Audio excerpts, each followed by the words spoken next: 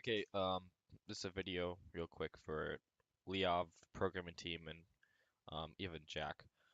Just saying what controls I want for what things. Here's a Logitech controller. I couldn't find a Logitech controller by myself, so I just used the one my FTC team made.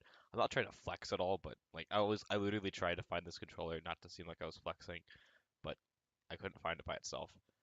Um, Okay, and a lot of the same things on this diagram I want on the actual robot. So what I'm thinking is that left joystick is full speed driving, arcade style. That's what I'm used to. That's what Jack's used to. That's what you need in Drift Drive, I think, is arcade style. Right joystick, I think, should be driving at 50% power. Um, and for that's because you want to do a lot of things in Power Up. You need to do a little bit more precisely.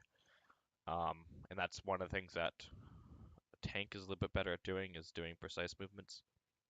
So doing a 50% driving speed uh, toggle thing would be pretty nice. Um, let's see what's next. Intake. It's actually exactly how it's labeled here. Right bumper, intake in, left bumper, intake out. I found that's worked in a ton of years for me. Sometimes I do toggles, but I think that just a plain intake in and intake out button is easy enough. Oh, I should also talk about how usually, if you do it differently, Leah, let me know. But what I usually like to do is I like to have a master controller and a slave controller. Um, so the master and the slave are exactly the same. The only difference is that when the master can override the slave controller.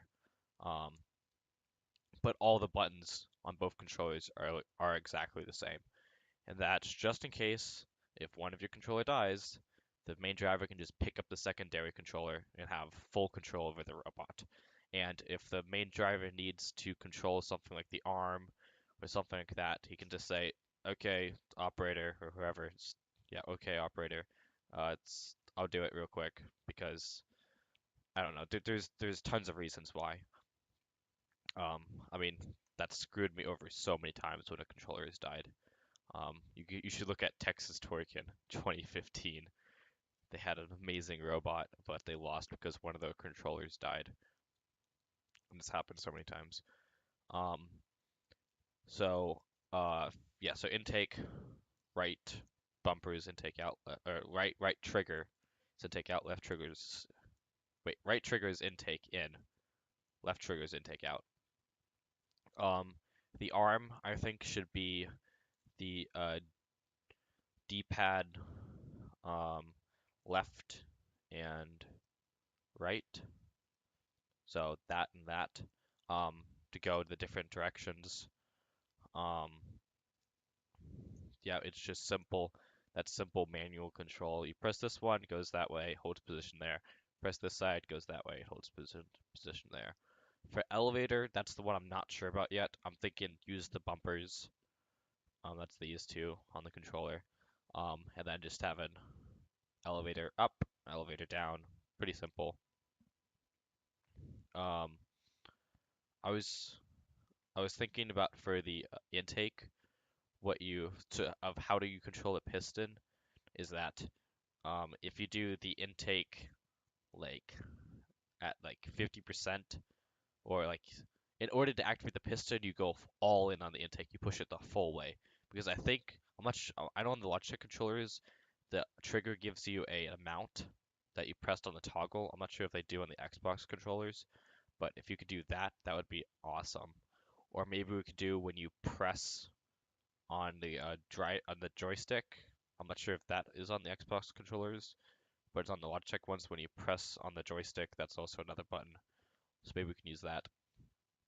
Um, after after NTX, maybe even before if we have enough programming time, I would really love to do presets where it would have A is be intake position, and what you could do is so when you press A, it goes to the closest intaking position, or if you hold down A, it goes to the opposite intaking position.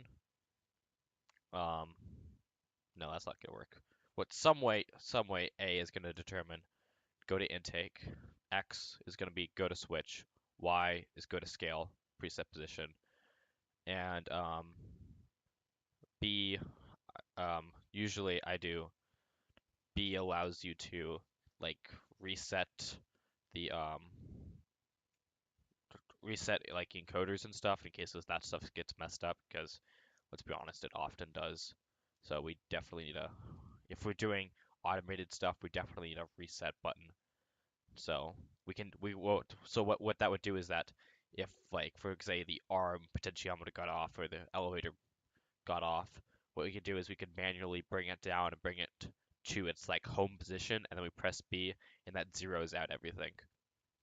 Um, yeah, just let me know what you think of this. If you have any opinions, that would be pretty cool. Okay, that's it.